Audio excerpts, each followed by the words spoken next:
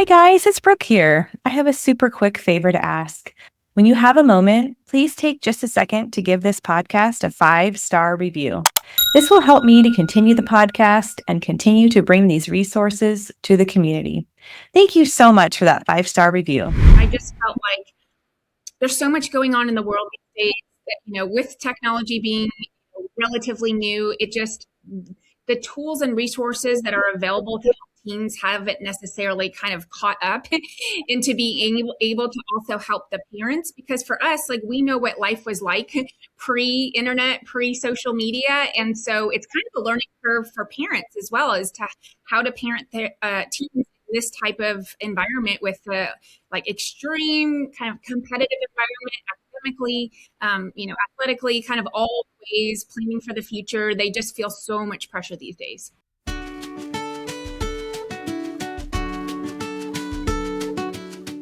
Hey there, it's Brooke, and welcome to Finding Hope on the Spectrum, where I have heart-to-heart conversations with parents, professionals, and autistic individuals sharing personal insight and life experiences.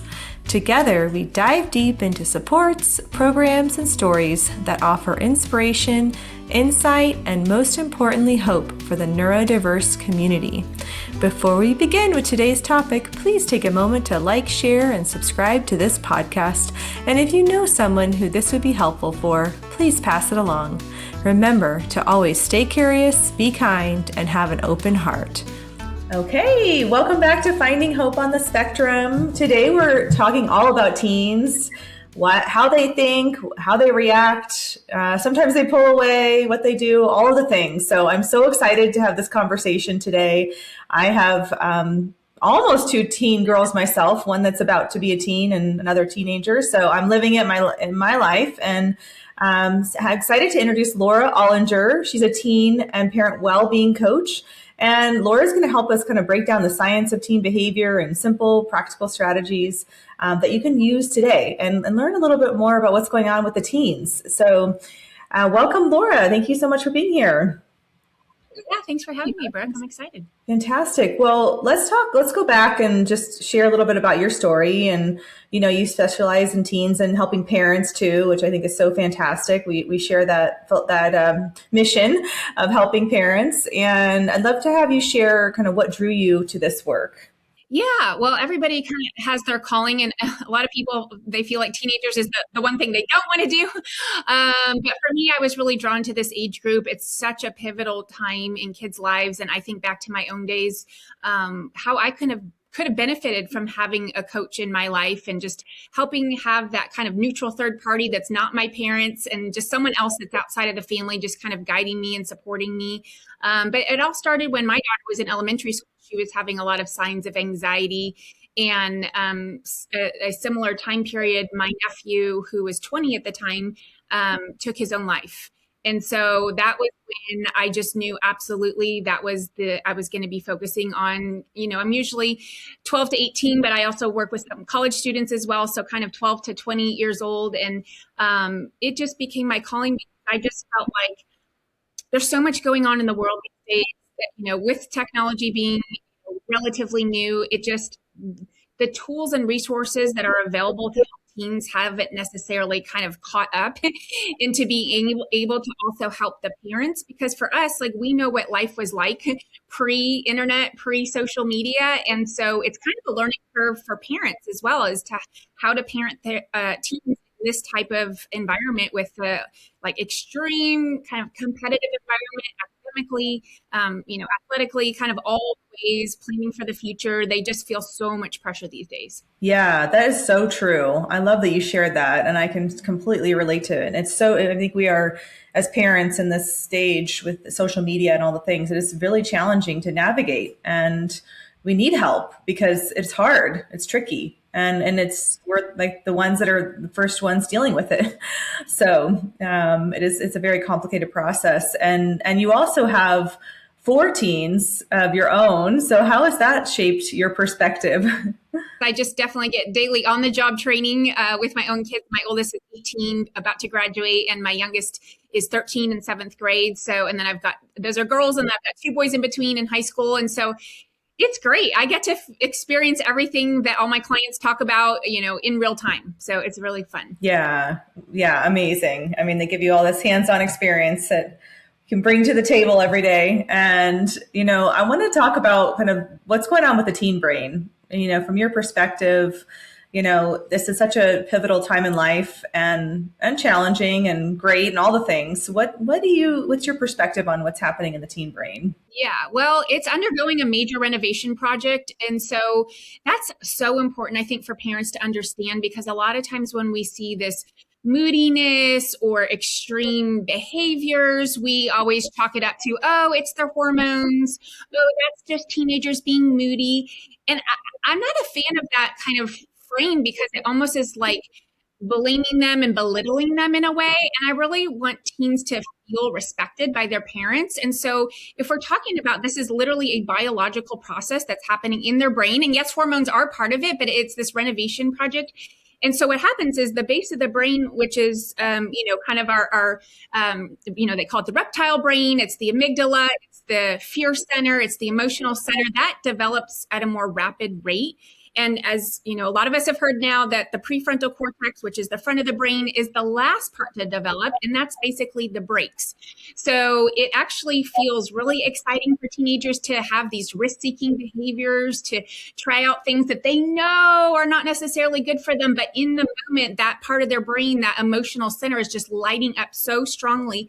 And a lot of the prefrontal cortex many times just can't keep up. It can't stop them. And it's not that it's not there. It's just still developing, and it takes time. And so I think when parents understand, then it helps just give them a little bit better, more empathy, more understanding, and how to kind of work with their teen instead of against them. Yeah, that makes so much sense. And I think it is, I love that philosophy that you have of just, not blaming them, but really understanding it. Once you understand it, then, it kind of takes a little bit of the tension off when you're in the middle of dealing with the challenges as a parent. And you talk a lot about how fear drives behavior in the teen years. And I'd love for you to share kind of what that looks like in real life. Yeah. So teens, the way their brains are, they're especially sensitive to social rejection.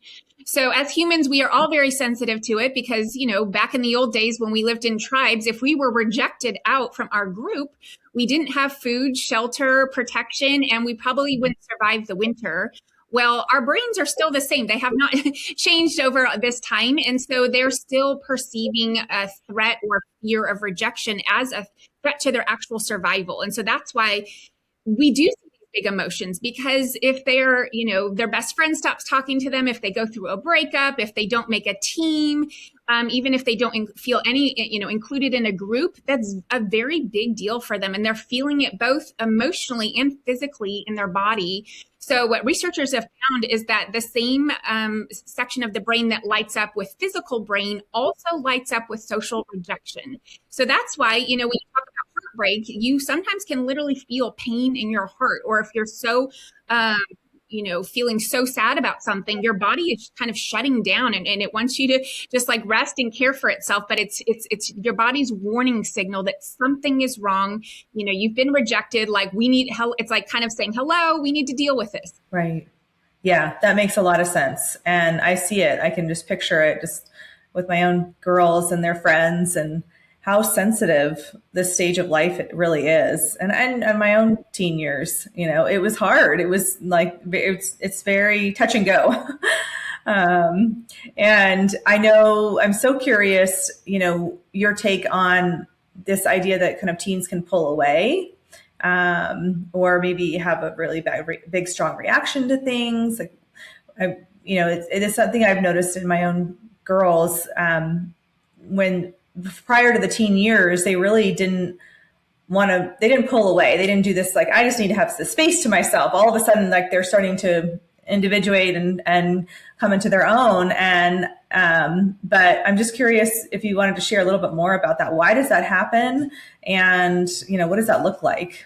Yeah, well, that's a sign of healthy development. We want them to do that. If they're just by our side all the time, then that's where we should be concerned. But yeah, they truly are forming their own identity. And that's why, they kind of say sometimes teenagers become allergic to their parents. Like everything that you do annoys them, like what you're wearing, how you talk, how you chew, it bothers them. But like, again, that's biology at work. It's our body's way of becoming a separate person and finding our own identity. And why it's a beneficial thing is because that's what's going to help them launch out into the world. We want them to want to be away from us. And it's not that we don't want to have the relationship. The relationship is always there no matter what. But that's a great time for them to really say, hey, I'm ready to fly. I can do this on my own. Yeah, that makes so much sense. Yeah. And it takes a little bit of the sting away, knowing that it's normal and healthy. It's a good thing. But right. And that's just, I always put this asterisk here, just forewarning that, to look for there are red flags. If your teenager is completely withdrawn, if they're not coming out of the room, they're not socializing, they're not wanting to talk to you, then that's when their eating is different, their sleeping is different, just any patterns that you used to seeing are abruptly changing. That's when we want to really pay attention and find out what's going on. In asterisk to the asterisk is in not in a critical way, in just a curious way. Like, hey, honey, I've noticed you've been in here for a long time. Just checking in. Are you okay? Is there anything I can do to support you? Is there anything you want to talk about? Just kind of like opening up those doors, because it can be triggering, especially for moms. And I see this a lot, moms of with sons. A lot of times the sons do really shut down and reject. It feels like rejection to the mom. And so then what happens is it's like, I love to use the analogy of like, like an annoying girlfriend who's like calling her and texting her boyfriend all the time. And she's like, where are you? Why don't you respond to me? And the boyfriend is like, I think I'm just going to go hang out with my buddies tonight. Right. Like, you're just too much. It's like the energy, that like pursuing energy, it can cause them inadvertently to click on even more. So we have to be really delicate. Think of him sometimes as like turtles in a turtle shell, and they're poking their head out. They're like, hey, mom, how's it going? And if you come in too hot, they're going to just clam or, go right back into their turtle shell. Yeah, that's a really good point. And it's so hard because you want so badly to connect in those moments. And so you come from this intention and then you make it worse. And that gets even trickier. And so speaking of parents, what are teens needing from their parents at this stage of life?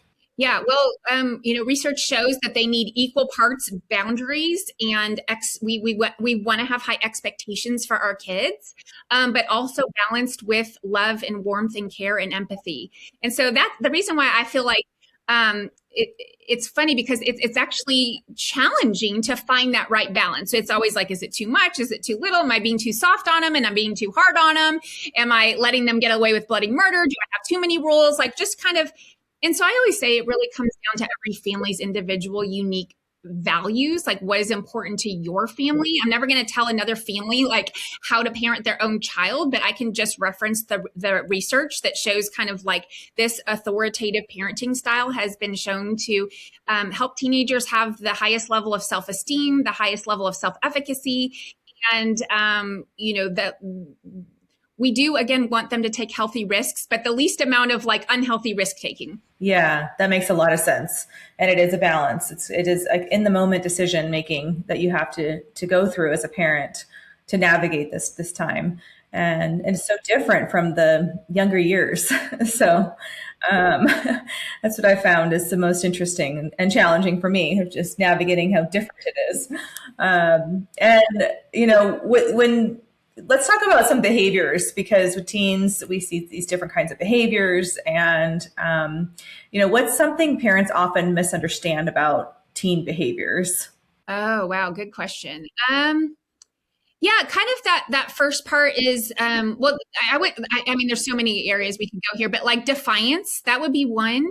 A lot of times parents take that as a direct disrespect to them, to the parents. And I feel like that's just a misconception that it's not, that's not always what it is. It could be, but that's really not like the driving force there. It's usually when a teen doesn't feel respected, they're going to have a hard time showing respect back to the parent. So if you hear kind of like some type of snarky voice or talking back or a slamming door, I would ask myself as the parent, well, what led up to that? What did I say to them? Right? Like I really take encourage parents to kind of like, look at the mirror and say, what did I say that caused them that to happen? And, maybe it would have happened anyway with even like the best parenting situation. But a lot of times we can be the trigger because we're somehow making the teen either feeling disrespected, and maybe they've spent a whole day at school getting ignored, disrespected. Maybe a teacher snapped at them. Maybe they didn't score the goal that they wanted. And then they get home and it's like parents are almost like piling on top of that. And so I feel like that is one of the behaviors that we see that just could use some more understanding. Another behavior is just kind of like the why on, with girls especially, and boys we see in a different way, but just like the drama. Like, why is there so much drama? Why are there so many emotions? Why is my daughter getting so kind of into this group or this situation and she's feeling this, right? Again, it's like the feeling of needing to belong, but also realizing that every human on this planet, we all have 6 needs. There's multiple models on this. Like we know the safety, like, we need to have a home, we need to have food, right? Like that kind of the physical, biological safety. But we all have a need for love and connection. We all have a need for significance. And so that means feeling important, feeling valued.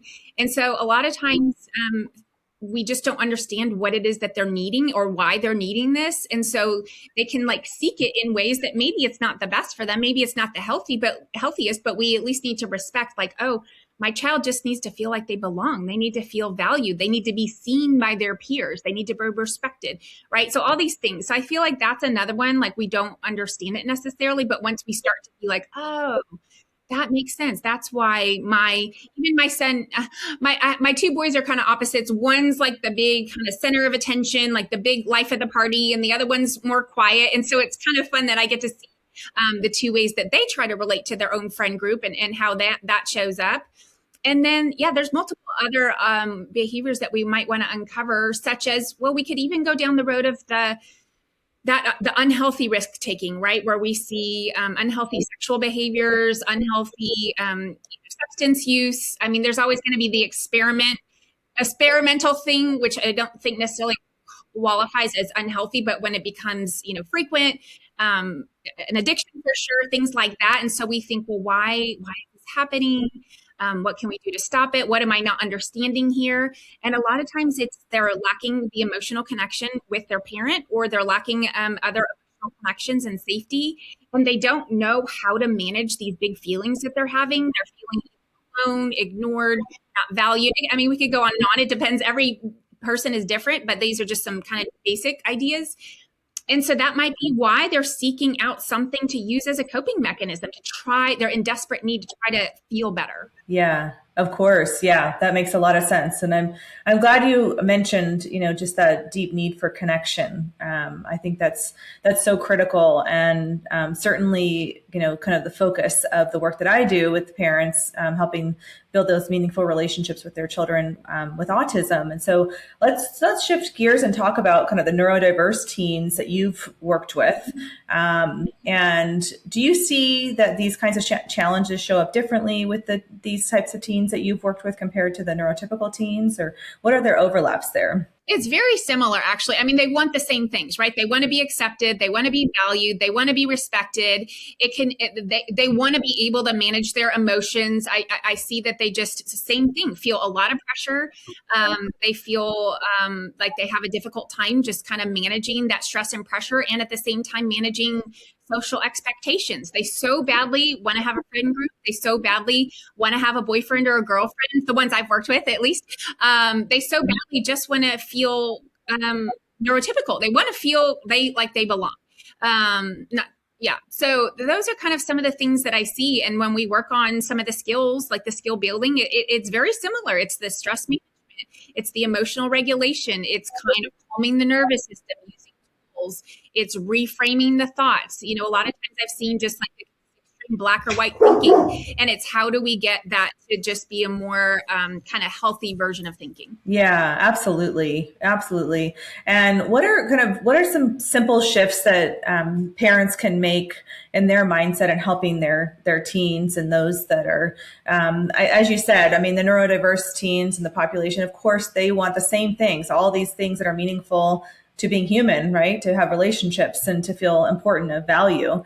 And so what are some simple shifts that parents can make today to help their teen in this tricky process and time of life? This show is brought to you by Therapeutic Approach to Growth. Therapeutic Approach to Growth helps families with relationship and behavioral needs. Their holistic programs are individualized to honor and respect each family and their autistic son or daughter's sense of self through programs such as relationship development intervention, naturalistic ABA, and animal-assisted services. If you're finding yourself frustrated or discouraged with your current behavioral programs and would like to see more long-term meaningful growth for you and your family, then contact TAG today at www.tagforgrowth, that's TAGFORGROWTH.com, to learn more about how to schedule a consultation or how they can offer you the help your family needs, whether in person, remotely, or in a school setting. Again, that's www.tagforgrowth.com. Yeah, I think the number one thing is to put the relationship first. And by putting the relationship first, I don't mean be best friends with your teenager. I mean to put that as a priority over, and I guess everybody's different, but what I see the most of is parents who are just this ultra competitive. They love their team so much that they want them to succeed, that they're so focused on the grades, the performance, the future, how they're stacking up against, with the SAT scores, do they have a tutor, all these things. And that can end up inadvertently push the teen away, because then the teen feels like they're just a robot, just performing behaviors without really mattering that they need to feel that unconditional love. Like they could just get the worst grade ever on the SAT, but that their parent still loves and cares about them. And so it's like, sometimes I think parents just need to make that shift in order. And that's just the one I see the most of. So that's the one I feel like is important to look at. That's, again, not every family has that situation, but I see that a lot. Yeah, absolutely. Definitely. And so let's talk about success stories. Do you have a success story you'd like to share? If you have a neurodiverse family you can think of, that would be ideal. But if you have anything else that really stands out, I'd love to hear kind of an example of some of your success. Yes. One of my favorite families, I worked with actually two brothers who were both neurodiverse. The younger one had a twin sister who was neurotypical. And so I just worked with the brothers, and it was great. Like, it was both very different things. The younger one, we were working on simple things like backpack organization, cleaning things out. It was very just the executive function things, managing the emotions of that.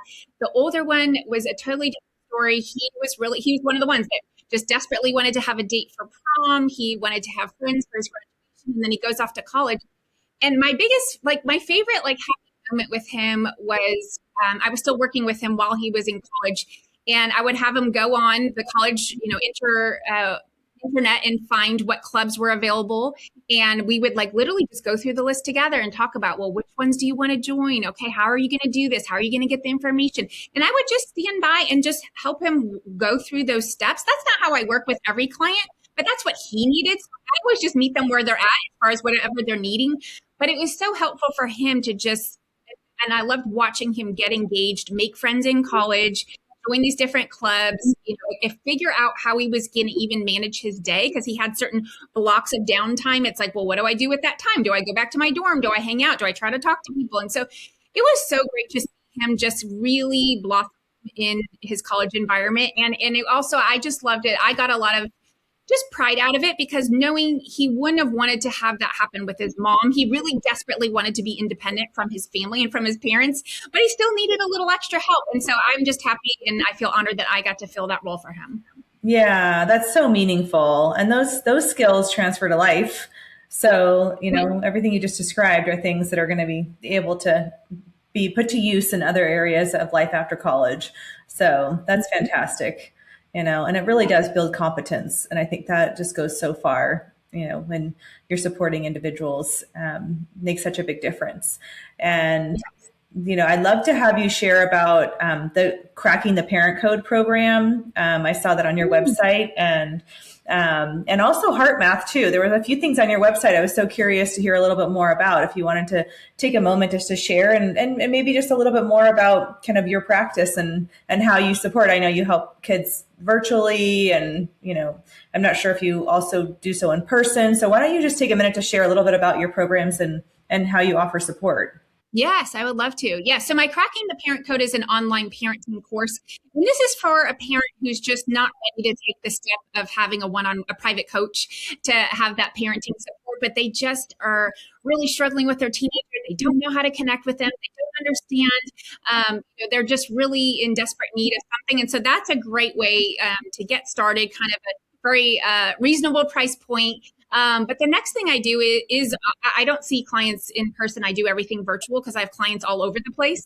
So I do everything Zoom, and I do parent coaching and teen and young adult coaching. And so a lot of times it just depends on what the family is needing. So right now, for example, I'm coaching some parents of a teen boy who's a senior in high school.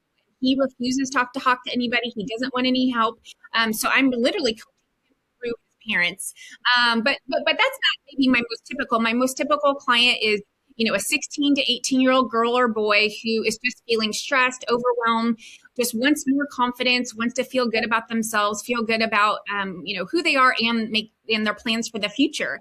And so I work with them through one-on-one coaching and help them really, the biggest thing is to have them take ownership, right? Like, I'm not here to fix them. Yeah, like there is no problem. Like I work through positive psychology, and then we'll get to the HeartMath part where I'm looking for what's right with them. I'm looking for what their strengths are. I'm looking for what they want. So it's never like my opinion does not matter. It's all about what they want. So once they can kind of really identify the areas that they're struggling with and decide like, this is what I want to work on. Again, they have to take their ownership. Then I just help them with tools and resources to help them meet their goals. And so, yeah, one of the tools that I use is comes from the HeartMath Institute, and I'm certified in their stress, anxiety, and self-regulation modality. And so it's just about heart-brain coherence. And so I could get real sciencey and real technical here, but I'll just keep it high level, which is it's about emotional self-regulation. And so what happens is when we get stressed out, think about it, our body goes into, you hear the word fight or flight, where our heart rate starts to get higher, we start to get sweaty, the physical symptoms, and our thinking is a little bit scattered. Like the way they teach it is they show this like jaggedy line of the brain waves that are coming, and then the jaggedy line from the heart rate. And so really what we want to do is smooth those lines out. We want them to have like a nice, like balanced roller coaster, because we want the heart rate variability to be like in a healthy place. And so what I do is just help them with different breathing exercises, different tools. And that way, once I teach them when we're in a session, they can then be able to use them on their own at any time, whenever they need them. And ideally, the more they practice it, the better they get at it. It's kind of like someone who's meditated before and they're like, what? That sounds hard. I can't do that. I don't know how to do that. But then the more you do it, the better you get. It's just like building a muscle. Yeah, that makes so much sense. Definitely. Yes. And your body just knows what to do in those moments that you need that support, and how empowering that you're teaching them how to help themselves in those moments. That's incredibly important. Well, if there's one last message of hope that you'd like to share with our audience, parents or teens out there, what would it be? I think that the message of hope is, I just want to share just kind of like the idea of love and connection. Like that's what we all need. We're all trying so hard to get it, and it doesn't have to be hard, right? It can be easy. We can just really try to see the world through our teens' eyes. And sometimes we ask that the teens see things through the parents' eyes, right? There's a reason why a parent might want a teen to clean up their room or get their homework done, or, whatever it might be. Because the parent loves that child. They're not just like, doing it for no reason. And so sometimes I say, okay, maybe step into your parents' shoes. Does that make sense why they might want that? And they're like, oh, well, yeah, now that you say it like that, okay, I see it, right? And so sometimes it's just we have to shift into seeing others' perspectives, and that can really make a world of difference. Mm-hmm. Absolutely. Well said. Well said. Well, where can people find you? Yeah, they can find me at my website, which is positivelyhealthycoaching.com.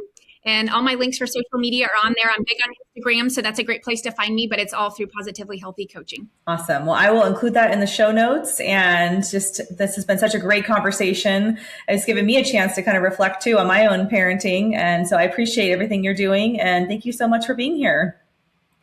Thank you, Brooke. I so appreciate it. Have a great day. I'm dancing on the edge again. The wind is calling my name. I'm dancing on the edge again. This time I'm not looking back there. You can change me, you can tell me down. I'll leave echoes in every place I find. I'll break the molds with rebels mind. I'm a hurricane of free morning mind. The information provided on this podcast is for general informational purposes only. The content shared is based on the experiences, opinions, and perspectives of the hosts and their guests and should not be construed as medical advice, diagnosis, or treatment recommendations. The discussions and topics covered are intended to foster understanding and awareness of autism therapies, but are not a substitute for professional medical guidance. Before making any decisions regarding therapies or treatments, we strongly encourage you to consult with a qualified healthcare provider who can provide personalized recommendations based on your unique circumstances. By listening to this podcast, you acknowledge and agree that the hosts, guests, and producers are not responsible for any consequences, damages, or outcomes arising from the use or application of any information during the show.